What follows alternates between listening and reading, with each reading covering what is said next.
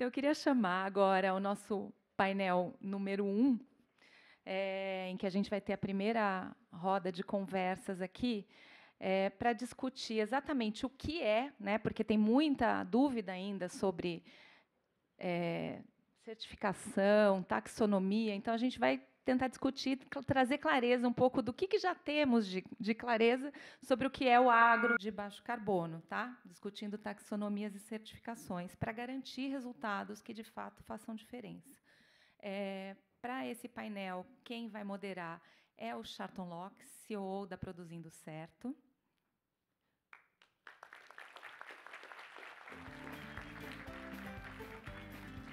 Nós temos como panelista a Paula Packer, que é chefe da Embrapa Meio Ambiente.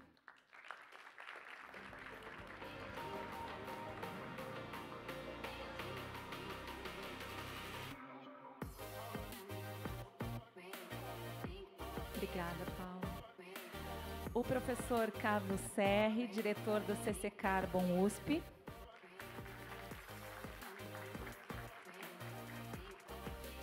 E a Lara Souza, coordenadora da plataforma Agro Brasil Mais Sustentável do Ministério da Agricultura.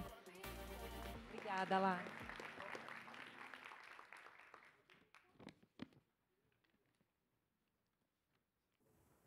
Bom dia a todos novamente. É um prazer receber todos vocês, né? E nós vamos dar início então ao nosso primeiro painel, né? Afinal, o que é agro de baixo carbono? Taxonomia e certificações para garantir resultados. Bom, por favor.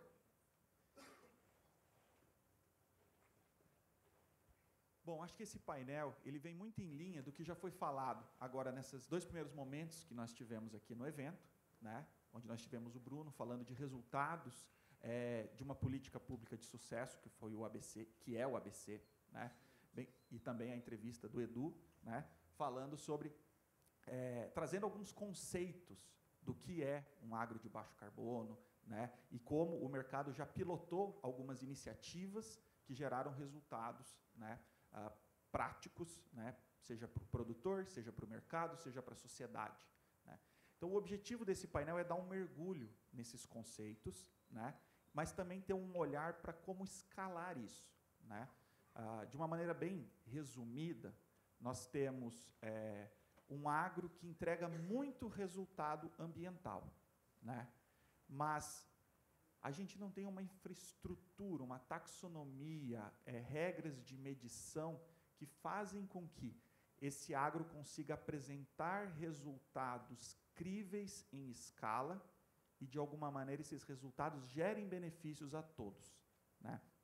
Então, por isso, nós trouxemos aqui 3 pontos de vista para nos ajudarem a discutir sobre taxonomia, certificação, o que é o agro de baixo carbono. Nós temos política pública, nós temos a ciência, né? Nós temos a academia, para, vamos dizer assim, abrilhantar essa discussão. Eu vou começar, então, a apresentar os nossos painelistas aqui, né? Eu tenho a felicidade de estar aqui comigo a Paula, que é a chefe-geral da Embrapa Meio Ambiente.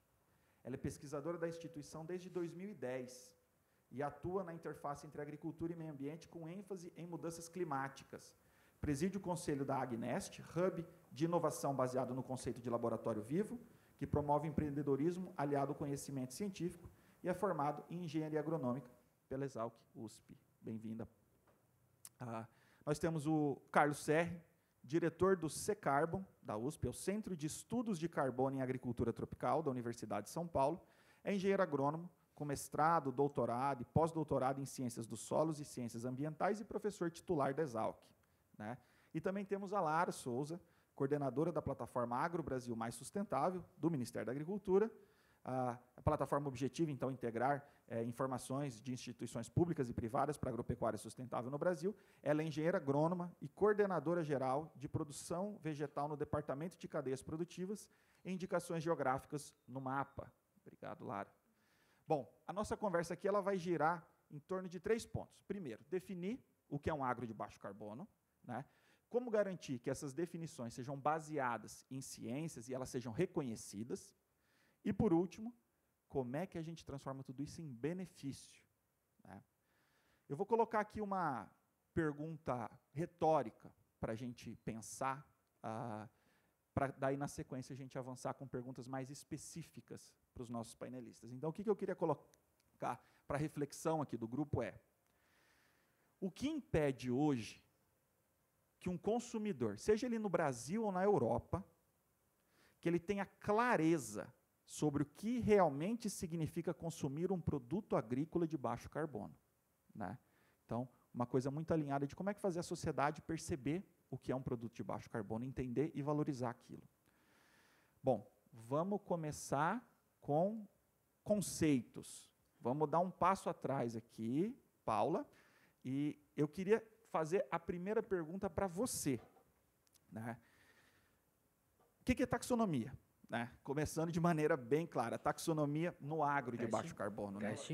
E por que é tão importante que a gente tenha uma definição clara e comum para esse conceito, especialmente no contexto brasileiro? Bom dia a todos. Obrigada pelo convite, primeiramente. Vai ser um prazer estar aqui com os meus colegas, com a Lara, com o Serri. O Bruno Brasil e o Edu facilitaram a minha vida aqui. E eu estava pensando como abordar isso. Eu acho que a gente tem várias camadas para olhar a taxonomia.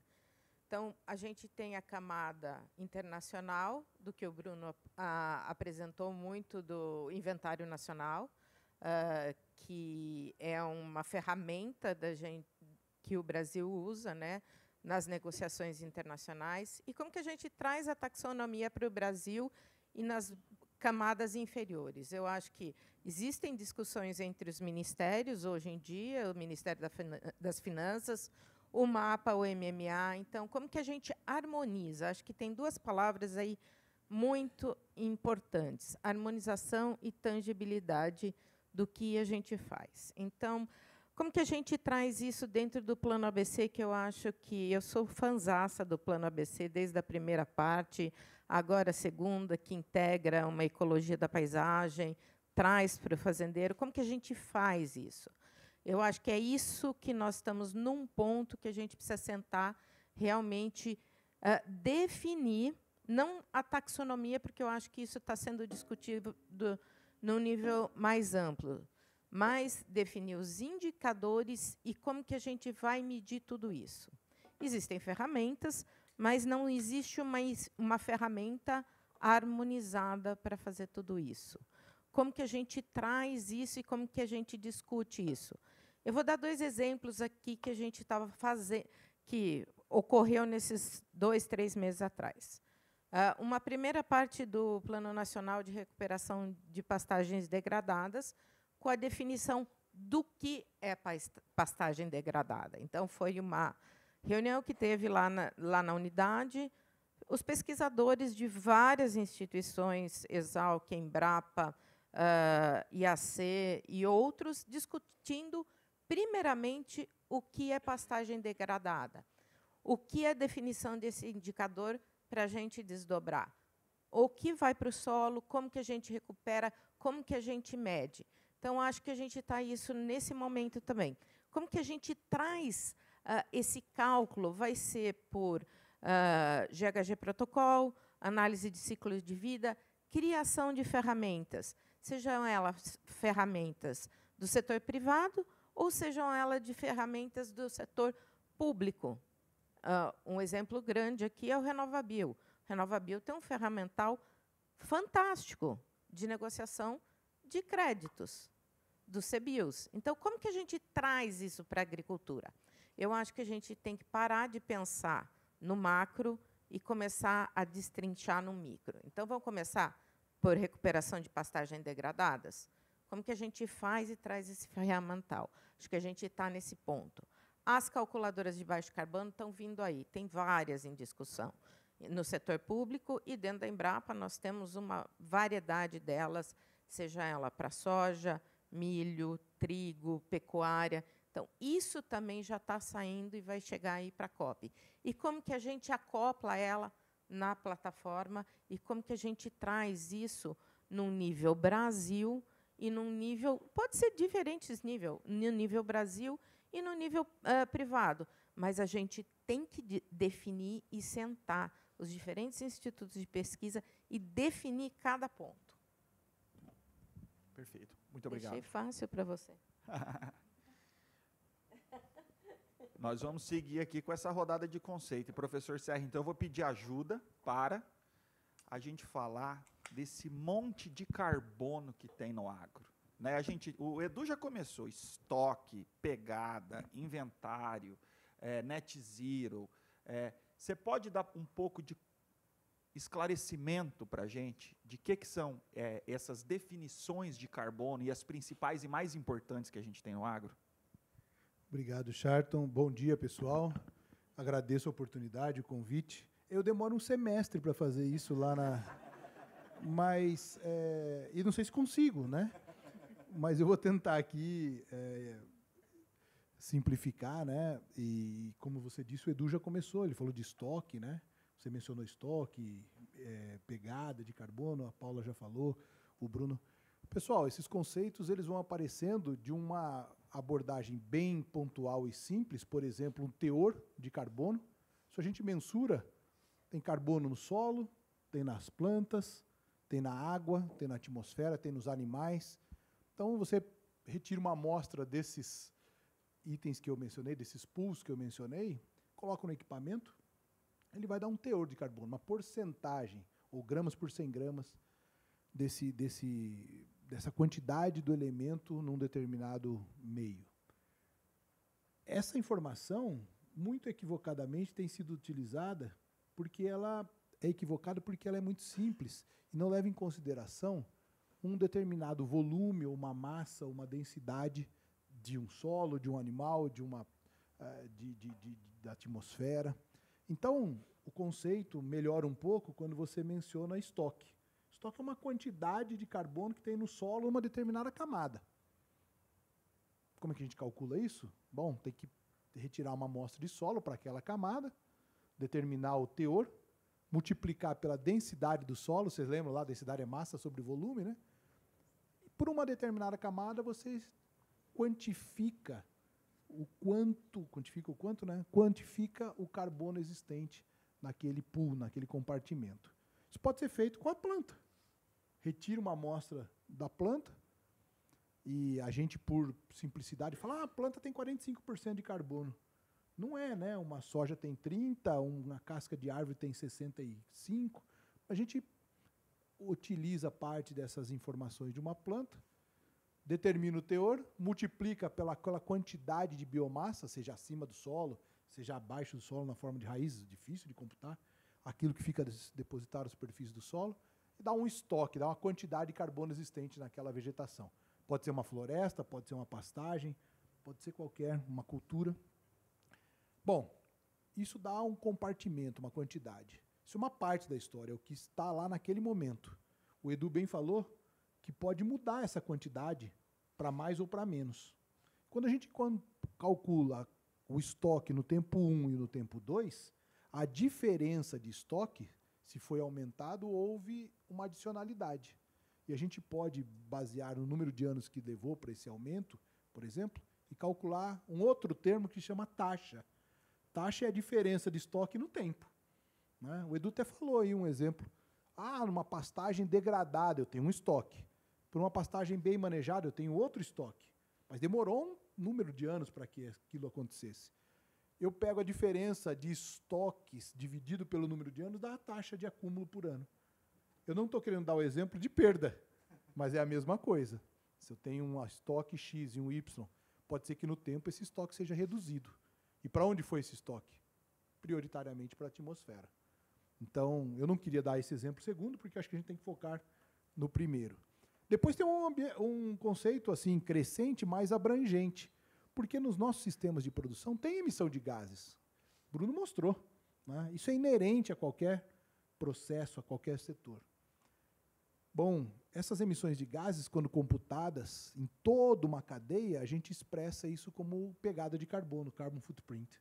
Então, qual é a emissão associada de gases do efeito estufa para a produção de 1 quilo de soja, de 1 litro de suco de laranja, de 1 megajoule de etanol, de 1 quilo de proteína? todas as emissões associadas. Isso surgiu, você falou da Coca-Cola, eu também vou dar o exemplo. A primeira pegada de carbono foi da Coca-Cola, mas mostra só as emissões. E aí a gente tem que evoluir para um outro conceito, porque o nosso setor, diferente da indústria, talvez, não tem só a possibilidade de reduzir as emissões, mas tem também de remoção. Então a gente junta com o estoque, que foi um termo que a gente conversou alguns segundos atrás. Juntando o estoque com os gases, a gente gera algo que, no meu ponto de vista, é o mais assertivo para as nossas situações de pecuária, agricultura, silvicultura, que é o balanço de carbono. E como todo balanço financeiro não é diferente, né? Entrada e saída, aqui também tem entradas e saídas. As entradas são as diferenças nos estoques, essas taxas, que a gente chama de sequestro. Vai inventando o termo. Chama de sequestro. O sequestro que ocasionado por uma mudança naquela prática, uma melhoria naquele processo, né? Então, o sequestro menos as emissões dá o balanço. E aí vem o outro termo, acho que o último que você comentou, estou tentando lembrar de todos, de balanço de net zero, se ele é positivo, negativo. Então, vocês ouvem esses termos, e aí é até um pouco confuso, né? Porque como o problema do aquecimento global, as mudanças climáticas, a origem está na atmosfera, essa é a referência. Então, quando a gente fala que um sistema está com um balanço negativo, isso é bom. É meio confuso, né? Mas é bom por quê? Porque significa que esse balanço, nós estamos removendo mais do que emitindo. Se a atmosfera é referência, negativo é bom. Agora, se a gente fala que tem um balanço positivo, é ruim. Por quê? Porque nós estamos emitindo mais do que sequestrando. E aí, vai abrangendo outros e outros termos, mas que acho que esses já dão uma certa ilustrada, né?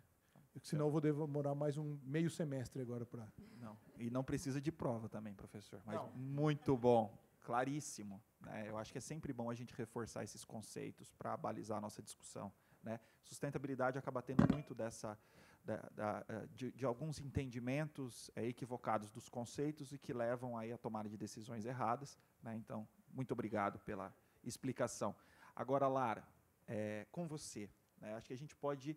Você tem uma ferramenta que eu acho que, vamos dizer assim, é uma quebra de paradigmas aqui no Brasil. Você está liderando a plataforma Agro Brasil Mais Sustentável, que é algo muito esperado pelo setor agropecuário brasileiro.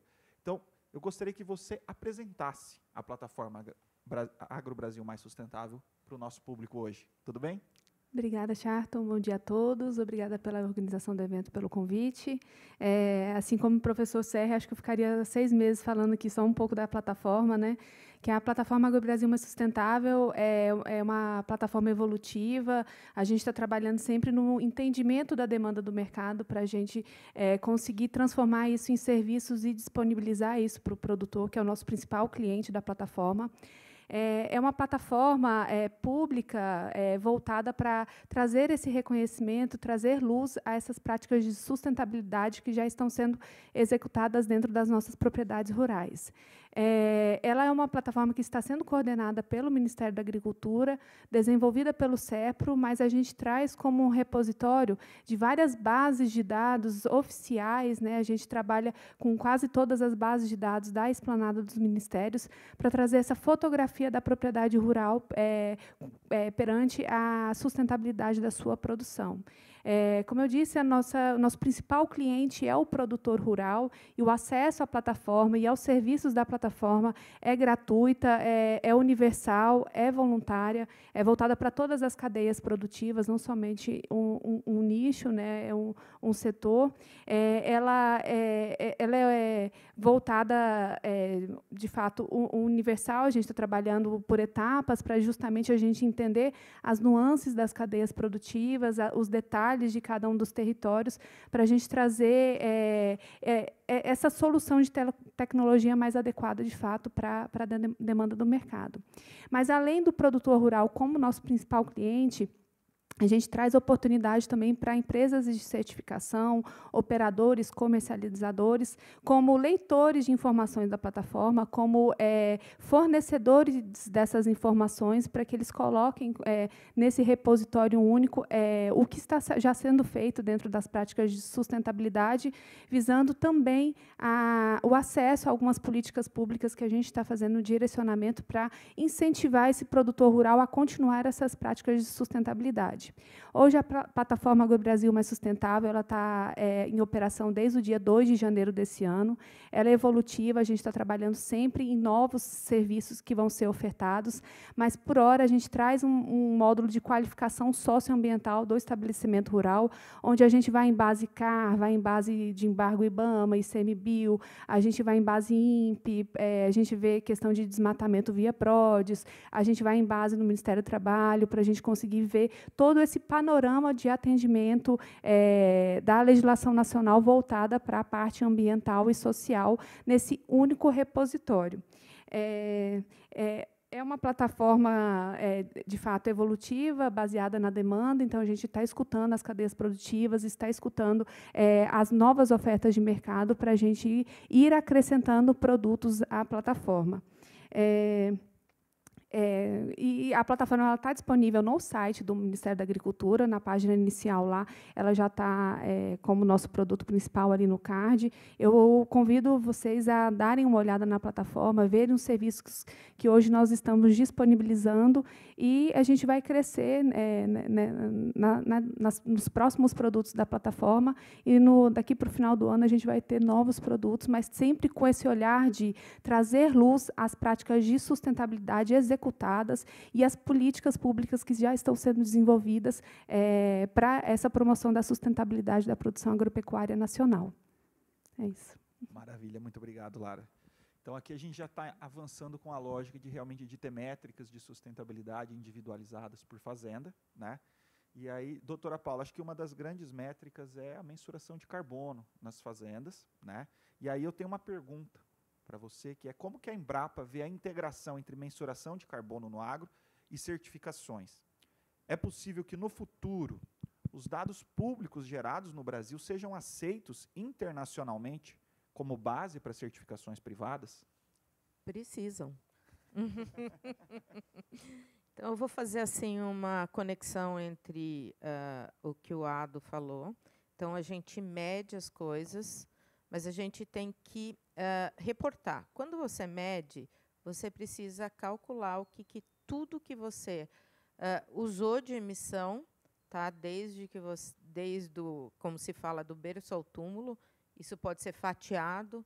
Então, dentro da fazenda, da fazenda até a trading, até a exportação, e antes da fazenda. E isso é gerado por cálculos e tem métricas para se fazer isso, baseada em ISO, baseada no GHG Protocol, na análise de ciclo de vida. Então, você traz todos os inputs das suas emissões, seja do diesel, da plantação, mas você também está estudando possibilidades de você agregar todas as remoções. Quando você fala de inventários ou da análise de ciclo de vida, geralmente é toda baseada em cálculos que você vai fazendo em todo o processo. Hoje, a gente está olhando não só para o cálculo de emissão, mas das remoções e com os inputs dos fatores de emissão agregados do Brasil. Então, são fatores tropicalizados, indo de encontro ao que o Bruno falou. Então, são fatores tropicalizados, agregados à diminuição de utilização de fertilizantes, ao uso de bioinsumos, ao quanto isso está sendo, a quanto de mitigação e a quanto isso de remoção está ocorrendo, tudo dentro do processo, uso de biodiesel. Então, isso tudo, quando você calcula ao longo da produção, você diminui isso totalmente. E essa conexão fazenda com toda a parte que é feita na academia, com a plataforma, é isso que o Brasil tem que ajustar. Então, é esse o momento da gente sentar, olhar tudo que está sendo feito no Brasil, cálculos, métricas, E essas métricas são métricas internacionais, não é uma jabuticaba que foi feita aqui no Brasil. São fatores, são tipos de cálculos que são aceitos internacionalmente. Então, isso serve para o produtor exportar. Isso aí serve para o produtor entrar, quebrar as barreiras que estão sendo impostas no Brasil. Só que, voltando, o último gargalo que a gente tem aqui no Brasil ainda continua sendo o desmatamento. O desmatamento que muitas vezes cai sobre o agro, estou falando do desmatamento geral, o desmatamento que cai sobre o agro. Eu já escutei que 70% da soja do Brasil vem de desmatamento. Isso é número preconizado no exterior. Então, como que nós, como Brasil, temos que mostrar isso? Temos uma oportunidade na COP30 de mostrar o que a gente está fazendo e de fazer uma projeção do futuro, como que a gente estrutura a médio e longo prazo. Perfeito, muito obrigado, doutora Paula. E aí, aproveitando esse gancho, então, estamos criando um arcabouço com capacidade de medir, de acompanhar a pegada ou o carbono associado a uma commodity, a um produto agropecuário aqui. Mas aí, professor Carlos Serri, olhando assim de uma maneira mais pragmática, o que são essas práticas agrícolas ou de pecuária que têm maior potencial de entrega real de redução e remoção de carbono no momento? E eu já emendo nessa pergunta, bom, acho que existem algumas práticas com essa capacidade, mas medir e monitorar, o custo disso ainda é um gargalo para que tenha escala? Obrigado. Eu acho que o Bruno e o Edu já mencionaram várias dessas oportunidades, né? Oportunidades não, realidades. Né? Eu acho que a oportunidade pode ser ampliada, mas a realidade já existe. Mostrou várias, né? E o gargalo ainda é realmente o custo e o contexto para medir corretamente. Acho que a gente não encontrou ainda um meio termo entre simplificar essas avaliações, mas que a incerteza, às vezes, aumenta muito e a credibilidade naquela informação fica questionável, mas também não tem que ser algo tão acadêmico, tão cientificamente assim, detalhado, porque daí a conta não fecha, né? Então, demora muito tempo, é bastante oneroso, consome um tempo. Então, nós não encontramos ainda, no meu ponto de vista, o meio termo entre não fazer algo que algumas instituições querem para simplificar, mas também não fazer algo super detalhado. Acho que a gente já deu um passo interessante, até tem uma aliança, né, que muitos aqui participam, entre a Embrapa, a FGV, o Cicarbon, uma aliança que uma das ações é justamente alavancar esse meio termo, né? Nós temos um apoio da sociedade rural, né, e de vários outros colegas aqui participantes para tentar alavancar isso. Mas a sua primeira pergunta das práticas, eu acho que todos já conhecem várias delas, por exemplo, do ABC+, todas essas listadas aqui. Eu daria destaque, por exemplo, como o Bruno falou, se as maiores emissões estão associadas à fermentação entérica, por exemplo, né, no caso do metano, nós temos que melhorar essas pastagens, fazer com que esse material tenha maior digestibilidade, palatabilidade, e fazendo isso, reduzindo a relação CN, CP, CS desse material vegetal, ajuda muito nisso. A mistura ainda vai ter metano, mas talvez uma proporção maior de CO2 sendo emitido, que tem um potencial de aquecimento global 20 vezes menor do que o metano. Então, melhorando essas pastagens, que ajudam na erutação menor desses animais e que sequestram carbono no solo. O Edu falou aí 1 tonelada, né, por hectare por ano, em alguns casos pode ser um pouco menos, um pouco mais, mas veja, se a gente multiplicar isso por 40, 50 milhões de hectares, olha a contribuição que isso dá em milhões de toneladas de carbono sequestrados com uma associação de redução de emissão. Se a gente for para a pastagem, foi falado de fertilizante nitrogenado, há uma série de tecnologias disponíveis, com menor emissão associada, e um uso mais eficiente desse nitrogênio. Não sei se os colegas sabem qual que é a eficiência de uso, em geral, das plantas para o nitrogênio, por exemplo, que a gente coloca. torno de 35%, 40%. Ou seja, 60% nós estamos perdendo. Se a gente associar o melhor uso, a eficiência de uso pelas plantas e fertilizantes mais modernos, que emitam menos gás para a atmosfera, esse óxido nitroso tem um potencial de aquecimento global quase 300 vezes maior que o CO2, uma pequena emissão reduzida, pequena redução de emissão já faz um impacto bastante considerável, né? E aí, como aumentar a eficiência de uso? Quem sabe integrando esses sistemas integrados, o sistema de plantio direto, que tem mais de 30 milhões de hectares sendo adotados aqui no Brasil. Se a gente usar um valor conservador de 0,5 toneladas de carbono por hectare por ano, para os primeiros 30 centímetros apenas, olha, multiplica esse 0,5 por 30 milhões de hectares, dá 15 milhões de toneladas de carbono todo ano sendo acumuladas. Ah, é para sempre? Não. Chega um momento que entra no equilíbrio, mas outras áreas estão sendo convertidas, uma taxa de 1,1 milhão de hectares por ano. Então, olha, né, o Edu falou de plantas de cobertura, é uma pena que faltem sementes, né? Mas esse mix de plantas dobra esse valor que eu falei em áreas de plantio sem revolvimento, com rotação de culturas, né, e manutenção da palha.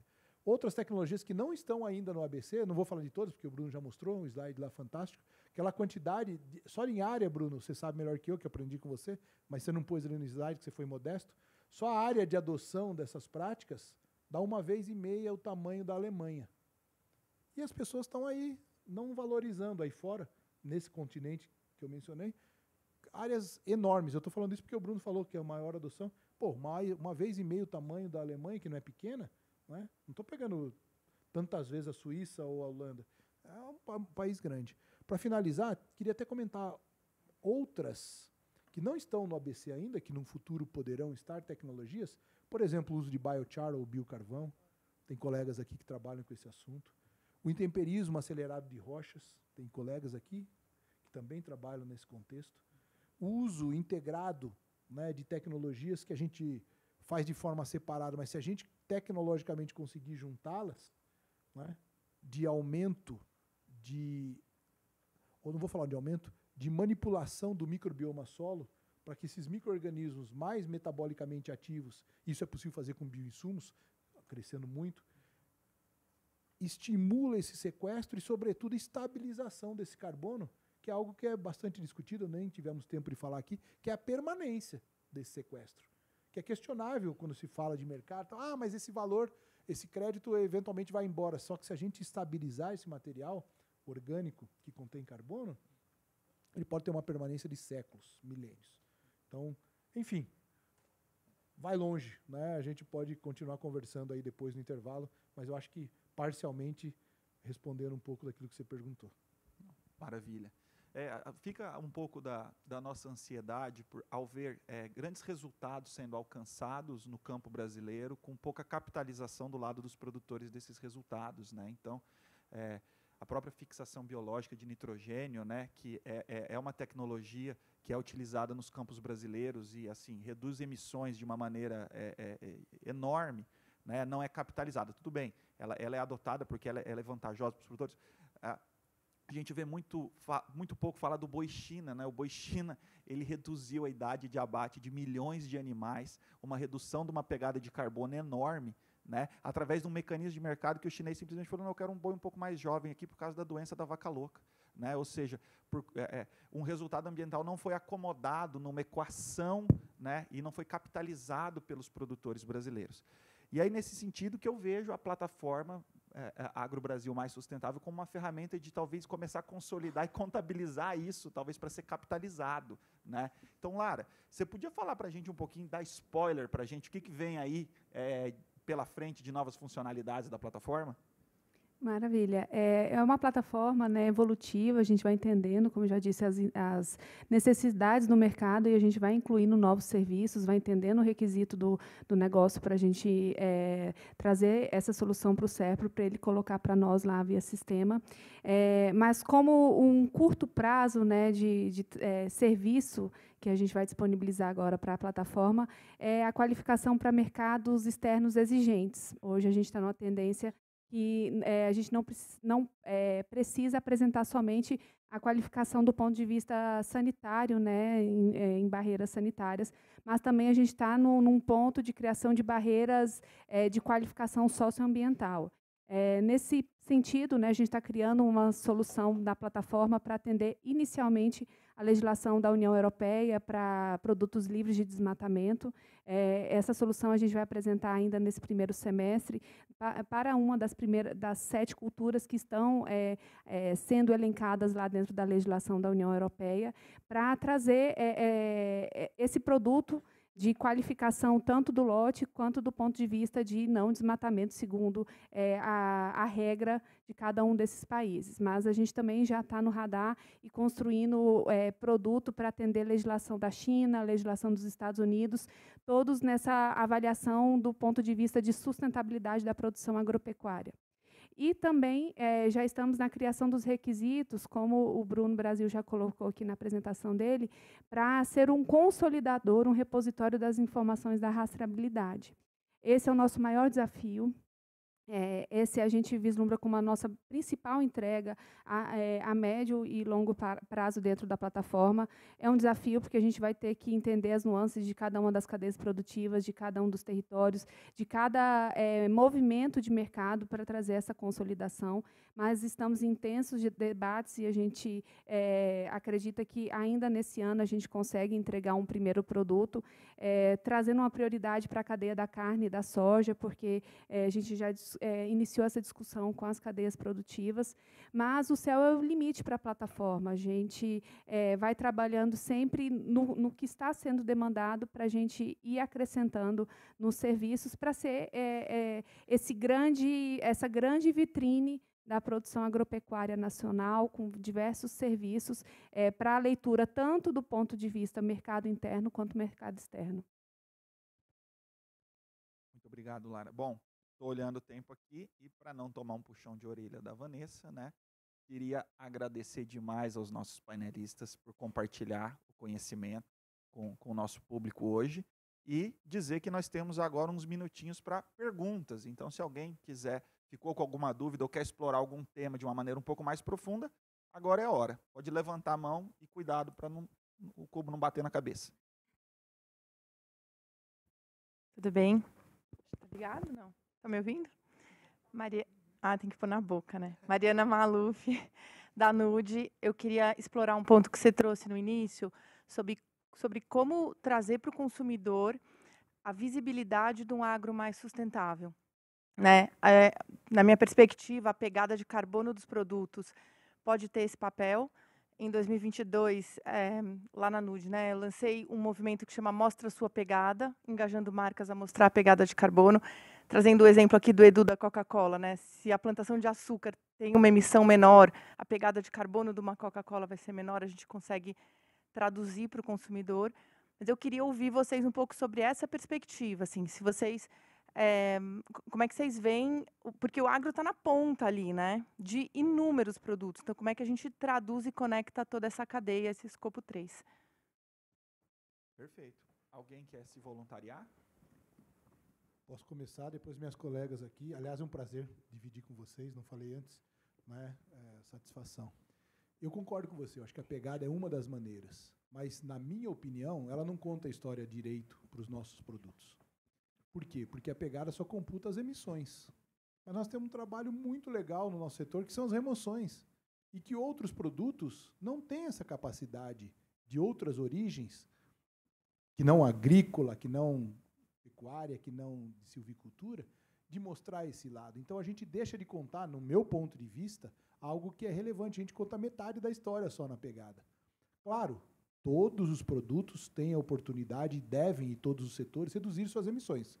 Não há remoção suficiente se a gente mantiver níveis elevados de emissão. Então, a pegada é interessante.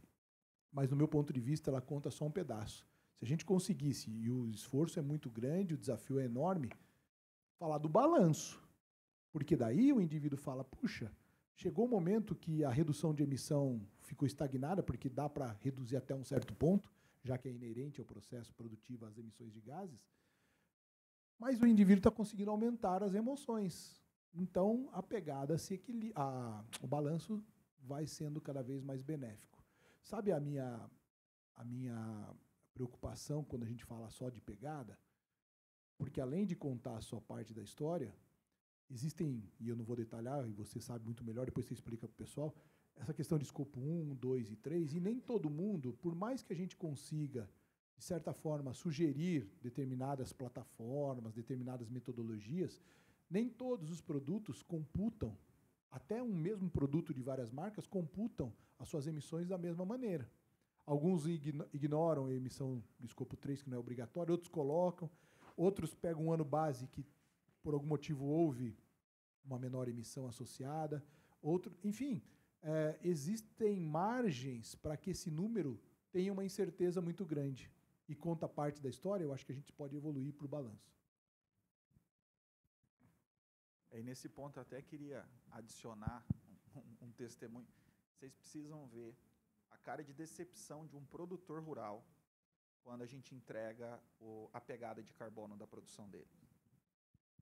Ele olha e fala, mas Charlton, como que eu estou emitindo se eu estou fazendo tudo isso? Ó minha reserva, ó minha floresta, olha que eu estou recuperando de área. Como que eu estou emitindo carbono? Como que a minha soja está emitindo carbono? A decepção é triste, mas a gente tem que seguir a metodologia. A metodologia fala que a pegada é calculada dentro do escopo do que é produzido ali, não do que está ao redor, né? E aí, não apenas acho que os consumidores e as empresas ficam chateadas com a métrica de pegada, né? Mas o próprio produtor rural também. Testemunho um pouco rapidinho, eu acho que vai muito, juntando o que o Ado falou, eu vou dar de novo o exemplo do RenovaBio. Então, dentro do RenovaBio, você começou a colocar também as remoções, utilização de biochar, utilização de várias coisas dentro da cadeia, e a hora que eu falei de algumas calculadoras, soja baixo carbono, trigo baixo carbono, tem se olhado para isso também, porque não é só você colocar as emissões, como que você calcula as remoções, e mais ainda, que é uma discussão que a gente estava tendo, de como que você olha para quem já faz tudo certinho, como que você olha para o produtor que já está num nível de sustentabilidade elevado e já tem esse estoque bem dentro desse manejo sustentável dentro da fazenda, como que ele computa isso? Porque se você for nos cálculos, por exemplo, de pegada de carbono, não, da Verra, de como que de crédito de carbono, a sua fazenda tem que estar ruim para você ganhar alguma coisa. Então, essa discussão está sendo feita de como que a gente faz essa linha de base para realmente você já ter uma fazenda sustentável e você agregar outras coisas e você já ter esse estoque dentro da fazenda. E uma coisa, eu acho que de consumidor também, a gente tem que educar o consumidor a realmente comprar produtos mais sustentáveis. Posso fazer uma complementação enquanto o microfone não chega ali? A Paula falou algo super relevante e nós temos discutido isso, e quando a gente vai aí num ambiente externo, né, as pessoas não gostam muito dessas sugestões, mas enfim, porque hoje tudo está baseado em uma avaliação quantitativa. Você tem que ter essa tal de adicionalidade que o Edu falou, a Paula, todos falaram. Isso é uma avaliação quantitativa. Mas a gente tem que agregar, no nosso ponto de vista, uma avaliação qualitativa também, porque daí é o jeito desses colegas que fizeram a lição de casa lá atrás e que já atingiram talvez um nível próximo da saturação e que não tem um gap de carbono muito alto para ter adicionalidade. Mas eles devem ser monetizados, no meu ponto de vista, e reconhecidos por aquilo que já fizeram, e aí a métrica não é quantitativa, é qualitativa, sobre o ponto de vista, por exemplo, de mensuração da estabilidade desse carbono no sistema. Porque só é atingido isso depois de décadas de implantação de uma boa prática de manejo. Então, o indivíduo que não fez a lição de casa dele por qualquer que seja o motivo, ele tem esse apoio, esse estímulo via avaliação quantitativa. O que já fez, qualitativamente, ele pode ser inserido nesse jogo para não ser para não ficar desanimado, né? E, de certa forma, até eu vou usar uma palavra forte, punido por ter feito algo lá no passado e que agora ele não vale, não computa. Certo. Oi, estão me ouvindo? Parabéns pelo painel, parabéns a todos. Minha pergunta é sobre a plataforma Água Brasil Mais Sustentável, para a Lara. Uma dúvida que eu tenho é sobre a plataforma para os produtores ser de uso voluntário e se há alguma discussão de algum módulo, alguma parte, principalmente com relação à questão dos mercados exigentes, certificações, né, que você bem mencionou, de algo, de certa forma, compulsório, né? E um outro ponto que você também bem mencionou sobre o CAR, né, o Cadastro Ambiental Rural, ser a base, né, uma das bases do repositório, dele ser também declaratório, né? E pendente, aí muitas regiões estão à frente, né, com as análises dos CARs nos estados, alguns estados estão mais à frente que outros, como isso está, né? Muito obrigada. Eu que agradeço pela pergunta. A plataforma, ela tem esse caráter educativo, voluntário, né? Ela é um serviço disponibilizado para o produtor. Em nenhum momento a gente traz um olhar fiscalizatório dessa qualificação. A gente, de fato, passa em todas as bases de dados para fazer toda essa leitura de atendimento ou não atendimento. A gente emite um relatório para esse produtor e, caso não há constate alguma não conformidade, ele vai ficar presente somente ali no relatório e esse produtor tem que procurar o órgão responsável pela gestão da política para, de fato, fazer a correção das inconformidades verificadas. A gente, em nenhum momento, traz esse olhar punitivo da plataforma e, tampouco, traz nesse olhar obrigatório ou compulsório. É uma solução disponibilizada, principalmente para aquele pequeno e médio produtor, mais um olhar para todos os produtores, mas para aquele pequeno e médio produtor que não tem uma cadeia tão organizada que consiga oferecer para ele essa qualificação para mercados exigentes, a exemplo do que está vindo da União Europeia. A gente tem um exemplo muito bom da cadeia do café, que tem a plataforma construída pelo Secafé, né, que está sendo disponibilizada para esses produtores e eles estão trabalhando na qualificação da União Europeia voltados para lá. A gente tem iniciativas de governo estadual, a exemplo do Selo Verde Minas, que é semelhante a essa qualificação da plataforma, mas ela é voltada para apenas o estado de Minas, né? E a plataforma a Agro Brasil Mais Sustentável, ela está vindo como uma oportunidade para aquele produtor que não tem acesso a outras formas de qualificação, para aí ele ter esse serviço lá prestado de uma forma voluntária e gratuita para ele. E quanto à questão do CAR, a gente utiliza a base do CAR como uma das nossas verificações de qualificação ambiental, mas em cima de outras bases e outras leituras. Então, a gente vai fazendo dupla, tripla checagem, são camadas de verificação para essa qualificação socioambiental. Nosso sonho era utilizar exclusivamente a base do CAR para ser esse olhar, mas a gente sabe das dificuldades da verificação da base do CAR, né? Então, por isso que nós utilizamos outras camadas de verificação. Utilizamos TerraClass, da Embrapa, que é uma excelente ferramenta para verificação de uso e ocupação do solo, utilizamos PRODES. Então, a gente vai utilizando essas camadas para justamente atender, por hora, esse gargalo que foi nos apresentado o CAR.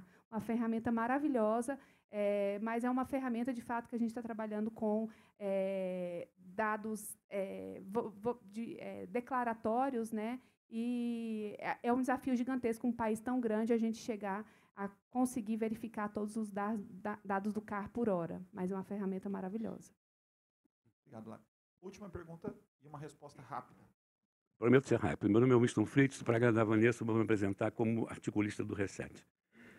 E vou parabenizar você. Esse seminário é um dos de melhor qualidade que eu já vi há muito tempo sobre esse assunto. E a gente está evoluindo nisso. Vou fazer duas perguntas rápidas. A primeira é que eu ouvi aqui de todo mundo, do Eduardo, de vocês, que a gente tem as tecnologias para fazer a transição. E que, como notou o Thierry, você tem nesse setor uma vantagem de que remoção e sequestro, os dois fazem isso. Por que esse setor, se tem todas essas vantagens, que são perfeitas para os regimes de crédito de carbono, seja cap and trade, seja baseline and credits, ficou fora? O que vocês acham disso? E a segunda, o que vocês estão fazendo para, como todo mundo aqui concorda, que metodologias tropicalizadas são fundamentais, na hora que está se discutindo o artigo 6 em Bonn, que vai correr, está sendo feito, a pessoa que está tocando as coisas lá realmente é uma moça de enorme valor, e Baku deu um mandato para ela fazer isso. O que está sendo feito para bater na porta do órgão coordenador do A6 para introduzir essas metodologias? Porque o artigo 6, de fato, como ele tem uma tradição de Kyoto, ele não tem agro dessa coisa. Eles são muito ruins de agro. Se forem bons, pior para nós, que vai ser agro-norte. Então, duas coisas. Que diabo o setor está fazendo fora do Sistema Brasileiro de Carbono? E o que vocês estão fazendo? O que o Brasil está fazendo? É uma pergunta minha genérica, né? Para poder levar essa discussão para o artigo 6. Temos algum voluntário? Professor? Pode, fica à vontade. Paulo, você quer falar? Bom, a resposta é rápida, né? Você falou? Teremos que ser rápido. Não. Não, a resposta é sim. Vou começar pela segunda. Nós, nessa aliança, e umas atividades que a gente propôs um pouco antes da criação da aliança, num grupo ali do Cicarbo, a gente já propôs uma série de tropicalizações das metodologias. Propusemos isso em vários ambientes, partindo de um ambiente mais acadêmico, que é o IPCC, o Painel Intergovernamental de Mudança Climática. Eu levei essa proposta de tropicalização numa reunião última que teve no Japão, em Osaka, foi muito bem recebida. Mas lá é um ambiente acadêmico.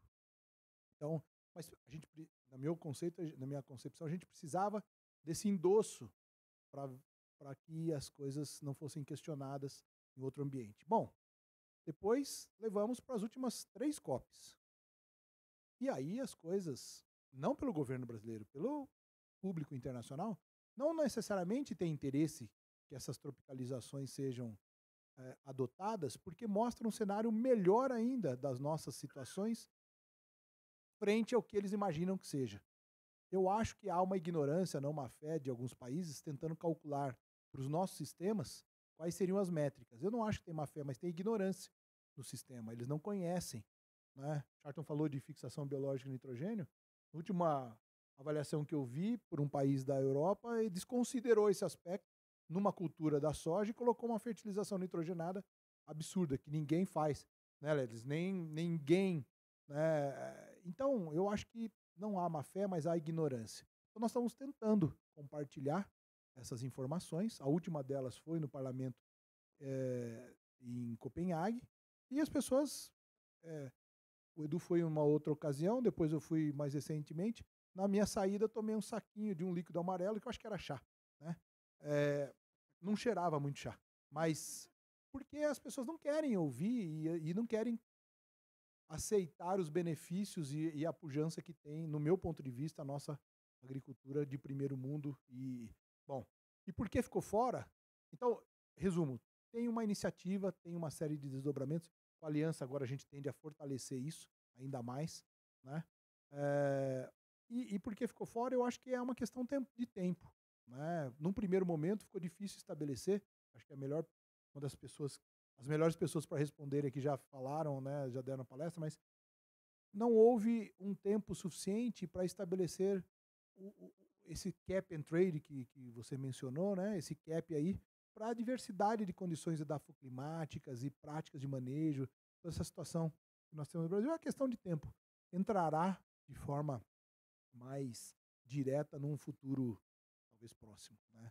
Mas eu acho que é uma questão, não é que não entrou, nunca mais vai entrar, né? É o setor primário, né, que não, mais indiretamente vai amadurecendo, e conforme essas métricas vão ficando mais e mais disponíveis, acho que nós vamos dar mais e mais segurança para que essa entrada seja, e não faça o que aconteceu em outros países, cuja entrada eventualmente prematura, não do setor, mas de parte do setor, depois viu, como no caso da Nova Zelândia e outros, viu que foi equivocado. Então, melhor, talvez, o entendimento foi que, não participei disso, né, mas o entendimento foi que seja bem robusta a entrada, e uma vez entrada a gente vai mostrar o benefício que tem no nosso setor. Perfeito. Novamente, muito obrigado, painelistas. Seguimos, Vanessa, com a programação.